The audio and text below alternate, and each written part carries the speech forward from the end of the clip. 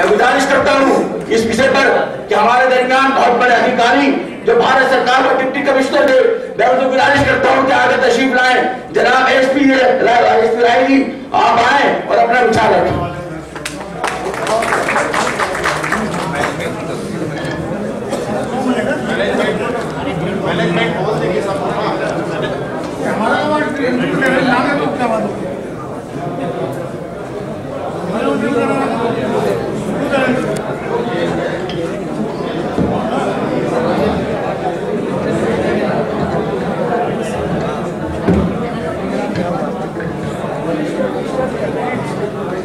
हमारे इस जमायती मिल के संस्था के संचालक और इस कार्यक्रम के ऑर्गेनाइजर मौलाना जावेद कासमी साहब, प्रोफेसर साहब, महाराज जी, दोनों हमारे धर्मगुरु, डॉक्टर रॉड्री गिलबर्ट, भाई मामू, हमारे गुरु, राजनीतिक गुरु हैं सुशील खन्ना जी, इशरत मामू जी, भाई रिजवान जी, काफ़ी लोग हैं जो जानते हैं मुझे। मैं आपको कुछ भाषण वगैरह तो नहीं दे सकता क्योंकि मैं तो एक ब्यूरोक्रेट रहा हूँ, अफसर रहा हूँ, पूरी जिंदगी अफसरी की है। लेकिन मैं ये जरूर बताना चाहूँगा कि आज मुल्क को इस सद्भावना की बहुत जरूरत है, इस भाईचारे की बहुत जरूरत है। अगर आपने इस भाईचारे को के पैगाम को घर घर तक नहीं पहुंचाया तो ये देश बहुत बड़े मुश्किल में फंसेगा, बहुत बड़े संकट में आ जाएगा ये देश, और उसको बचाना मुश्किल हो जाएगा। इसलिए हमें चाहिए कि हर भाई को इसके लिए एक कमर कस के कहना चाहिए, ये कहने की कटिबद्ध होकर इसके लिए काम करना चाहिए। मैं कहना इतना ही चाहूँगा कि मैं तो ऐसे परिवार में पैदा हुआ जहाँ पर हिंदू मुस्लिम संस्कृति दोनों पर ही। उसकी वजह क्या थी? मेरे फादर फिरोजाबाद में आज़ादी से पहले मजिस्ट्रेट थे और उनके दोस्त और उनके साथी अंसारी साहब थे। मेरे फादर हिंदू, कट्टर हिंदू फैमिली, और अंसारी साहब भी कट्टर हिंदू फैमिली। लेकिन उन दोनों का मैं छोटा था, बहुत छोटा था, बड़ा प्यार देखा। शायद उन्हीं के प्यार ने मेरे अंदर भी ये चीज डाली कि हिंदू मुस्लिम में कितना प्यार होना चाहिए। अंसारी साहब को मेरी माँ राखी बांधती थी और ईद बकरीद पर जैसे उनके घर में बनता था वैसे मेरे यहाँ ईद बकरीद बनती थी या ईद बनती थी, और जैसे होली दिवाली मेरे घर में वैसे अंसारी साहब के यहाँ। तो ये एक जो सामंजस्य है, सद्भावना वाला जो सामंजस्य था, वो मेरे संस्कारों में आया। और मैं अब उसका एक उदाहरण दूंगा। जब मैं अधिकारी बना, मेरे दिमाग में मेरे अपने फादर की पिक्चर आई। फादर ने जहां भी कोई डेवलपमेंट का काम करना चाहा तो उन्होंने कभी कोई भेद नहीं किया, और वो मैंने खुद देखा अपनी आंखों से। जितनी मदद किसी हिंदू को करनी होती थी, हिंदू वर्ग को, उतनी ही मदद मुसलमान वर्ग को करते थे। वो इस बात को बिल्कुल ध्यान में रखते थे, पूरी तरह से रखते थे इस बात का ध्यान। मैं यहाँ एक बात और कहना चाहूँगा कि शायद वही संस्कार थे। मैं पहला गैर मुस्लिम ऑफिसर हूँ कि मैंने मस्जिद के लिए जगह अलॉटमेंट की थी। सबसे पहला मैं अकेला गैर मुस्लिम ऑफिसर था।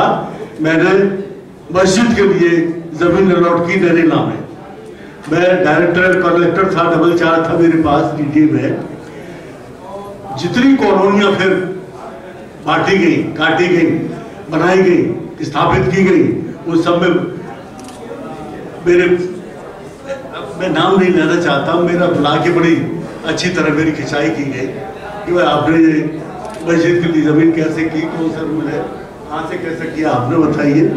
तो मैं पहले उसकी तैयारी की हुई थी। 1928 का अंग्रेजों के इंफ्लूमेंट टेस्ट करके था कोई, उसके वो निकाला मैंने रूल, और उसमें ये दिया हुआ था कि जिस भी कौम की आबादी 20% और उससे ऊपर हो तो उसको रिलीजियस स्थान देना पड़ेगा। तो उसी चीज को लेकर मैंने बनाकर किया। खैर एनीवे वो ज्यादा दिन नहीं चला, मेरे खिलाफ जो भी विद्रोह खड़ा हुआ वो ज्यादा दिन नहीं चला, और उसका नतीजा फिर क्या हुआ कि हर कॉलोनी में जहाँ भी जो भी कॉलोनी काटी गई, मैंने एक जरूर से काम किया। नरेला में जितनी जगह मैंने मस्जिद को दी उतनी जगह मैंने मंदिर को भी फिर दी। उसी टाइम पर अपना दिमाग में ये बात आई कि ये भेद हो जाएगा कि भाई मंदिर को जगह क्यों नहीं दी गई। तो ये मैं समझता हूँ कि शायद मेरे माँ बाप का संस्कार था, मेरे दिमाग में ये बात आई।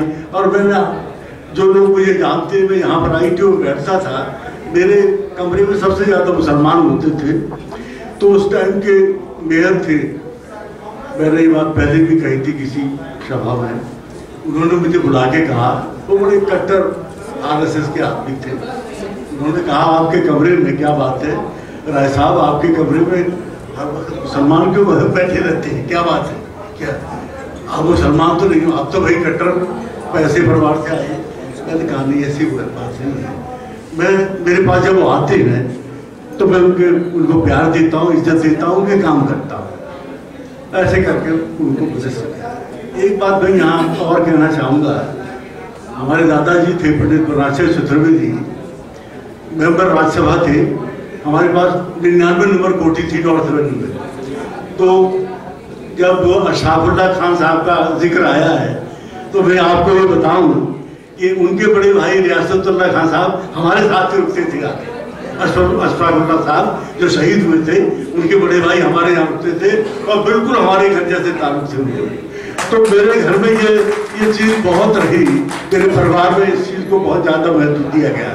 मैं आपसे एक ही बात कहना चाहता हूँ, हर आदमी अपने दिमाग में ये बात ठान ले, ये बिल्कुल तय कर ले कि हमने अपने देश को बचाना है, और उसको बचाने का तरीका यही है कि हम हिंदू मुस्लिम सिख ईसाई भाई आपस में सब मिलकर रहेंगे, तभी ये देश बचेगा, और नहीं ये देश नहीं बच सकता। क्योंकि बाहर के लोग आपको शायद बाहर की स्थिति पता नहीं है, बुरा नहीं मानिए मेरी बात का, आज भी हिंदुस्तान के मुसलमानों को गैर मुल्कों के मुसलमान पूरा मुसलमान नहीं मानते। वो ये कहते हैं कि इनके अंदर तो संस्कार हिंदुओं के हैं, और ये इनके अंदर वो कट्टरता नहीं है लोगों की। कट्टरता कहीं भी हो, मैं कट्टरता का विरोधी हूँ। मैं आपको आज सच्चाई की बात बताता हूँ, किसी भी धर्म की कट्टरता हो, कट्टरता मुझे बिल्कुल पसंद नहीं है। हमें बिल्कुल सद्भावना के रूप में रहना चाहिए। और मैं आपसे ये वादा करता हूँ, जावेद साहब, मौलाना जावेद कादरी साहब, मैं सलाम करता हूँ उनको कि इतना बड़ा काम लेके चले हैं। मैं आपको वादा करता हूँ कि मैं आपके साथ हर वक्त रहूँगा, जहाँ भी मेरी जरूरत होगी मैं उसके लिए काम करने के लिए तैयार हूँ।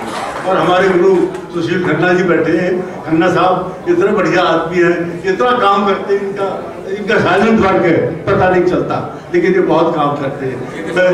मैं इनके बारे में एक बात जरूर कहूँगा, एक शेर है, शेर व शायरी तो नहीं जानता, मुझे भाषण भी नहीं आता, मैं अफसर रहा इसलिए भाषण भी नहीं आता मुझे। लोग बहुत अच्छे भाषण जानते थे ना, कि है वही सूरमा इस जग में जो अपनी राह बनाता है वही सूरमा इस जग में जो अपनी राह बनाता है।